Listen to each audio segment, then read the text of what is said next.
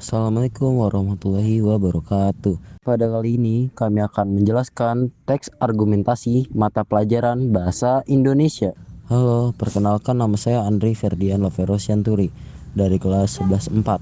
Halo, perkenalkan nama saya David Brian dari kelas 11-4. Teks argumentasi memiliki tujuan, yaitu secara garis besar tujuan teks argumentasi adalah untuk membuat pembaca meyakini gagasan yang disampaikan penulis. Definisi teks argumentasi sendiri adalah teks yang berisi opini penulis yang disertai alasan dan pembuktian yang didukung oleh fakta, disampaikan secara logis dan objektif, bertujuan untuk meyakinkan dan mempengaruhi pembaca. Teks argumentasi memiliki struktur. Yang pertama, pendahuluan. Teks argumentasi diawali dengan pendahuluan. Bagian pendahuluan berisi permasalahan yang akan dibahas serta pandangan penulis terhadap hal tersebut. Yang kedua, tubuh argumen. Tubuh argumen merupakan bagian inti dari teks argumentasi. Kekuatan sebuah teks argumentasi terdapat pada argumen yang disampaikan.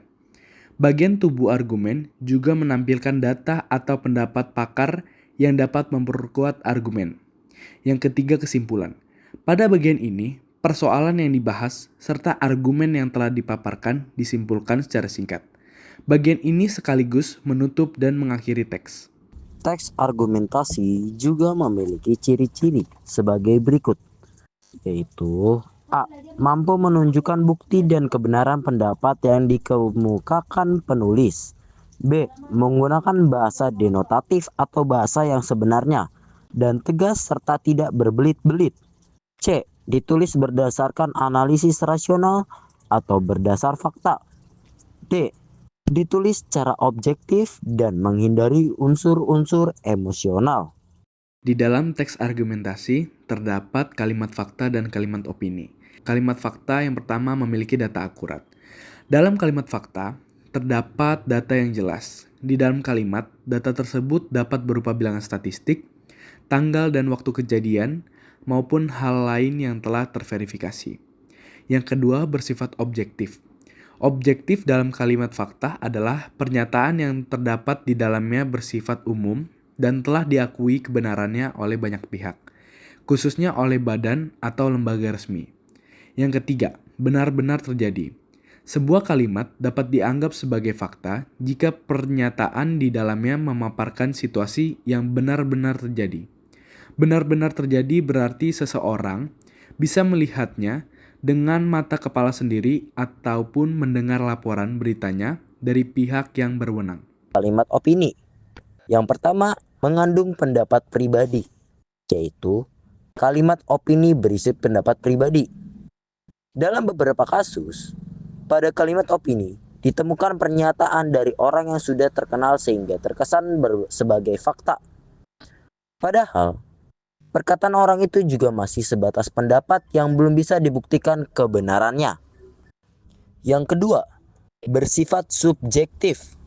Hampir sama dengan ciri pertama.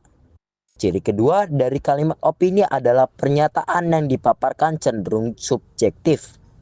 Artinya, hal-hal yang dikemukakan hanya menurut salah satu pihak sehingga tidak bisa dikatakan netral. Yang ketiga, memiliki kata bersifat relatif. Pada kalimat opini, seseorang akan cenderung menemukan kata yang bersifat relatif. Maksud relatif di sini ialah kata atau frasa tersebut cenderung bisa berubah tergantung siapa yang mengucapkannya. Kata yang termasuk relatif diantaranya paling, lebih, agak, ataupun biasanya. Menulis teks argumentasi. Salah satu penanda sebuah teks mempunyai hubungan yang koheren biasanya digunakan konjungsi atau kata sambung. Jenis-jenis konjungsi. Yang pertama, konjungsi koordinatif. Konjungsi koordinatif adalah kata hubung yang digunakan untuk menggabungkan dua klausa yang berkedudukan setara. Konjungsi koordinatif menghasilkan kalimat majemuk setara. Konjungsi yang termasuk dalam kelompok ini antara lain dan, dari, serta, melainkan, padahal, sedangkan, atau, tetapi. Yang kedua, konjungsi subordinatif. Konjungsi subordinatif merupakan kata hubung untuk menggabungkan dua klausa atau lebih yang memiliki hubungan bertingkat. Konjungsi korelatif.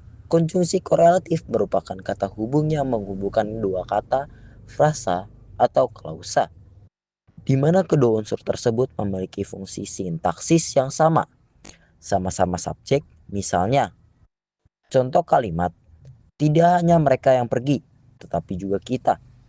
Konjungsi antar kalimat. Konjungsi juga dibagi dalam kelompok berdasarkan satuan bahasa tempat konjungsi digunakan. Konjungsi untuk menggabungkan dua kalimat berbeda dengan konjungsi untuk menggabungkan dua paragraf. Kata hubung yang termasuk dalam kelompok konjungsi antar kalimat antara lain. Biarpun begitu, sekalipun demikian, lagi pula, akan tetapi, namun, kecuali itu, oleh karena itu, oleh sebab itu, sebelum itu. Konjungsi antar paragraf. Konjungsi antar paragraf dapat pula dibedakan berdasarkan fungsinya. Kata hubung antar paragraf antara lain berfungsi menyatakan tambahan pada sesuatu yang sudah disebutkan sebelumnya, menyatakan pertentangan dengan sesuatu yang sudah disebutkan sebelumnya, menyatakan perbandingan, menyatakan akibat atau hasil, menyatakan tujuan, intensifikasi waktu, dan tempat. Sekian materi yang dapat kami jelaskan mengenai teks argumentasi. Semoga bermanfaat bagi teman-teman semua. Dan kurang lebihnya mohon maaf. Terima kasih telah mendengarkan. Wassalamualaikum warahmatullahi wabarakatuh.